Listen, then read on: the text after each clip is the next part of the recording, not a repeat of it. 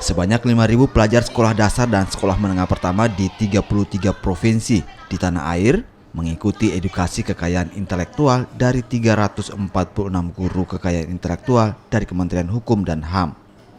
Usai sesi pembelajaran di sekolah masing-masing, ribuan pelajar kemudian bergabung melalui Zoom mengikuti dialog interaktif dengan Menteri Hukum dan HAM Republik Indonesia, Yasona Laoly, yang hadir di SD Negeri Percontohan PAM di Kota Makassar sebagai pusat kegiatan.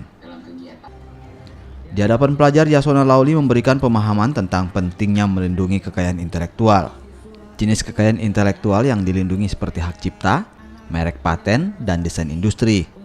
Yasona Laoly turut mengajak peserta didik untuk menghargai hasil karya orang lain dengan tidak meniru dan menyontek.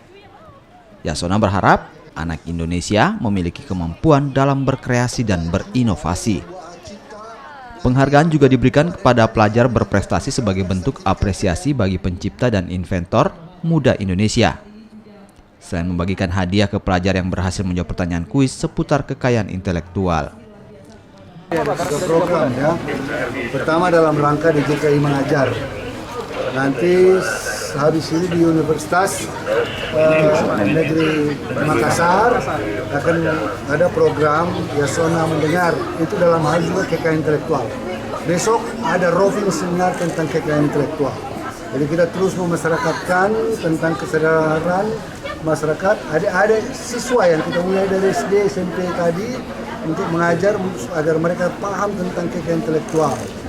Saya bangga sekali melihat ada anak SD yang sudah menjadi inventor, ada yang membuat hak cipta menulis buku, ada membuat baju dari bahan bekas, ada yang dari rumput laut.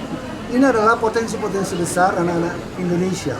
Dan di Makassar ini kita menemukan anak-anak yang masih SD, ya, sudah membuat kreasi-kreasi. Dan ke depan memang kemajuan bangsa ditentukan oleh kemampuan berinovasi dan berkreasi. Kita tidak bisa sepenuhnya tergantung kepada kekayaan alam saja. Tetapi dalam dunia modern, bagaimana agar generasi muda kita dorong berkreasi, berinovasi. Tapi tidak cukup itu. Inovasi dan kreasi ini harus didaftarkan haknya, hak kekayaan intelektual supaya terjamin. Ada proteksi hukum ya kepada mereka. Itu yang penting. Direktorat Jenderal Kekayaan Intelektual atau DKJI mengajar merupakan salah satu dari 16 program unggulan di tahun 2022 untuk mewujudkan World Class IP Office. Program ini menargetkan siswa sekolah dasar dan sekolah menengah pertama untuk diajarkan tentang pengetahuan kekayaan intelektual. Semangat menyelenggarakan DJKI mengajar berangkat dari pemahaman bahwa sekolah merupakan lembaga pendidikan yang berperan membina siswanya. Arif Tirtana, Kompas TV.